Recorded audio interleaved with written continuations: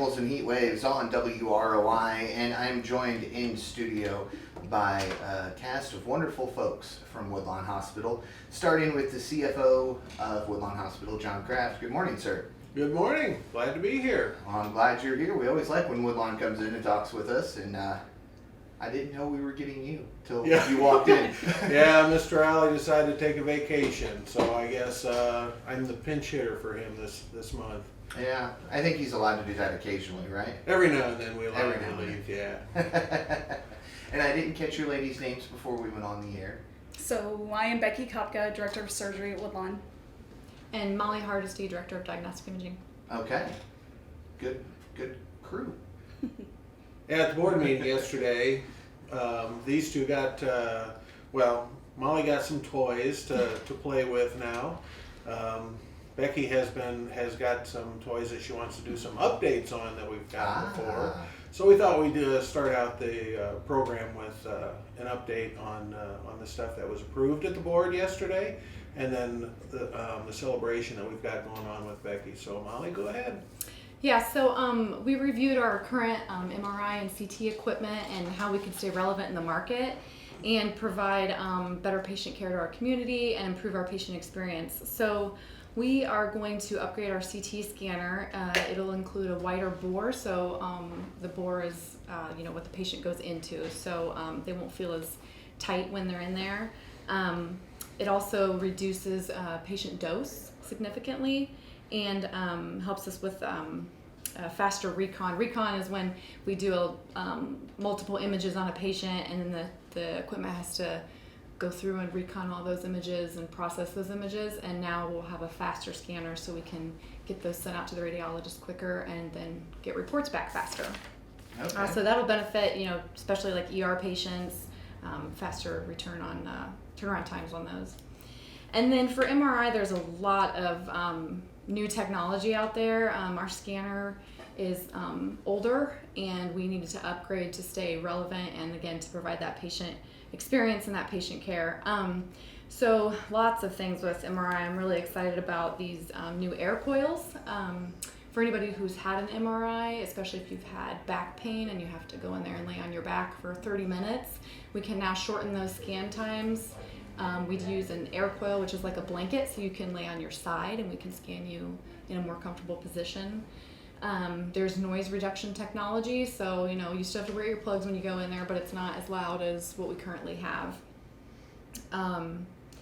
We have a new software that we're going to be using that will allow us to reduce the amount of exams needing contrast. Using contrast is always scary for patients, so this will be a very good improvement for us. So yeah, lots of exciting new, they like to call it my toy, but it's new technology to provide this care to our community, and again to stay relevant, and so people can drive 15 minutes to come and have an exam that they may have to go to Indianapolis or South Bend for.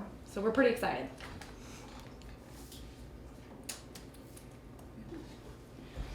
Don't mind me just making changes on the fly here. Sorry, I should have kept talking. He disappeared on us there for a while. Oh no, you're fine. I noticed something was fishy, and I was like, I need to change that real quick. So I had to do that, and I did. I thought you were going to keep going, so I was like, I got time. No, it's all about the patient experience that we have at the hospital. We're trying to improve that all the time.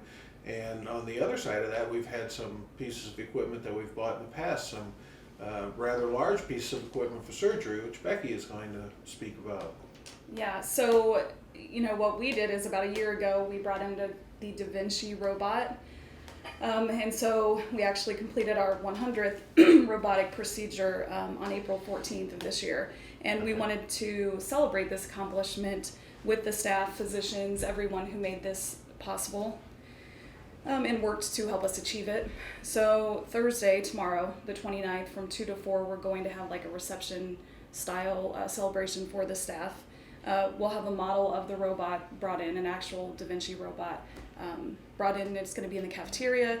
Staff and others can have a hands-on experience with it, kind of understand better, what it is, because sometimes, one of the surgeons, Dr. Pullman, and I were talking, people tend to think that the robot is physically a robot, that walks in and does things, right? And I said, I can't say that I didn't used to think the same thing 5 years ago or so. So it is really a neat thing to see and to try to understand. We're going to have that in there all day. We did invite robotics teams from the 3 area schools, the county schools. So we thought that would be cool for them to see that type of a robot, since they have, the experience that they have with robots and their interest in this. This is an invite-only type event, due to the continued COVID precautions that we're having to take in this time. I also wanted to really say how much of a benefit it's been to have an administrative team and the board of trustees who, are open to bringing this type of innovation and technology to our community hospitals, because this is kind of a rare thing to have at a rural hospital. And it's such a benefit to the patients. That's again why we do these things. Yeah, I know you guys have continued to grow.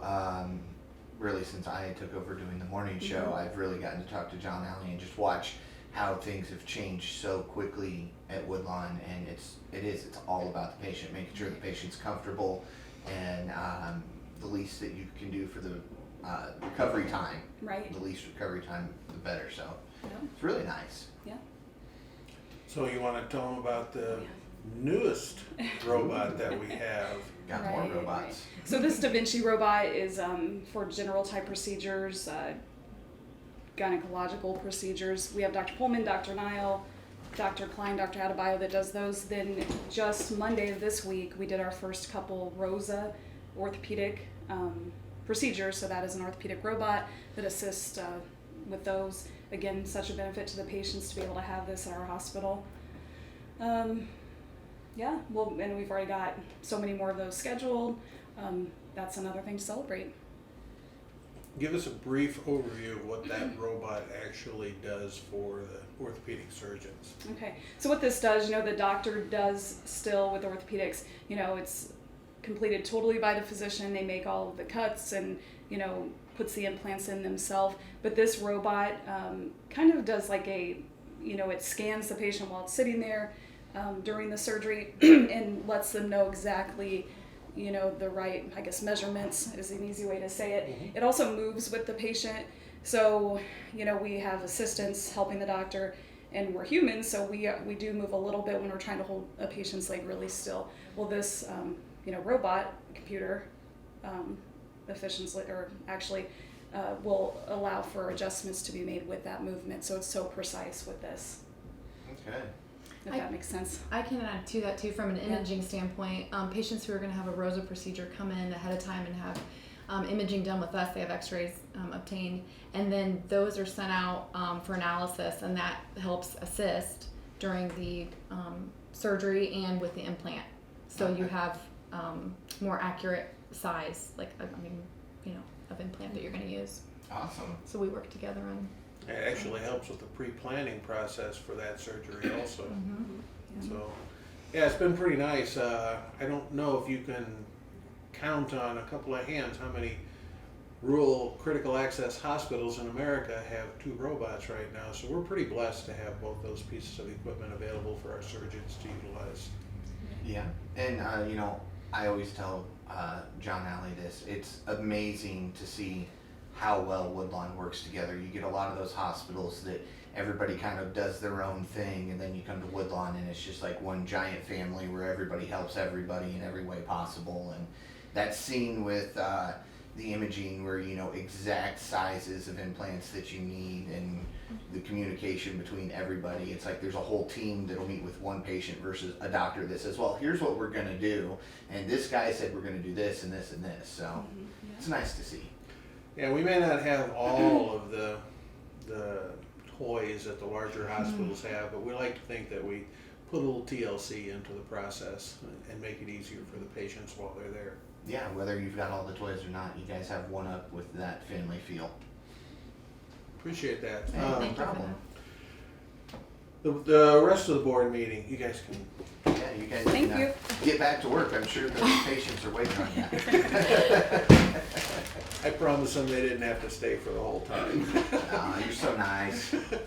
The rest of the board meeting, we had a couple of things that we went over. We had one other piece of equipment that we approved, and this is something that the EMS, all the ambulances have, is instead of doing compressions for patients that they're trying to do CPR on. Right. They have a machine now that will automatically do the appropriate compressions. It's called a Lucas.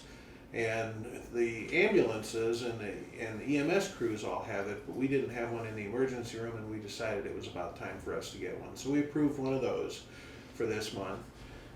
And then this was our annual audit presentation.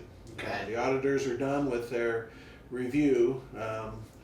I always tease Paul a little bit and say, she gets HVAP once every 3 years. I get the auditors once every year. So the auditors came in, they reviewed everything, they gave us a clean opinion. And, there's a lot of things that have happened, obviously, in healthcare. I don't have to tell everybody that, but we've been affected by the pandemic as well as everybody else has. And Right. even the financial aspect of it has been affected by the hospital. The government has given out a lot of money to all the healthcare system to make sure that it's buoyed up during this process. And then at some point in time, they're going to come back and say, okay, what did you guys really use out of Right. this? And so forth. And they're getting ready to do that, although they haven't done that yet. So this audit process had a lot of that involved with it also. But the auditors have given us a clean opinion again this year. That means that the financial statements are materially represented correctly. So the board was pretty pleased about that. So that was our annual audit presentation that we had. For the financial statements, I didn't have very good news for them for the financial statements this month. We had revenues of $14.2 million. Our contractuals were up a little bit, and that's the difference between what our charges are and what the insurance companies, including Medicare and Medicaid and everybody pays. They were $9.9 million, which is about 70%, and that's up about 7 or 8% from what we usually see. So we're taking a hard look at that. We have other revenue of $500,000, which gives us net revenue of $4.7 million.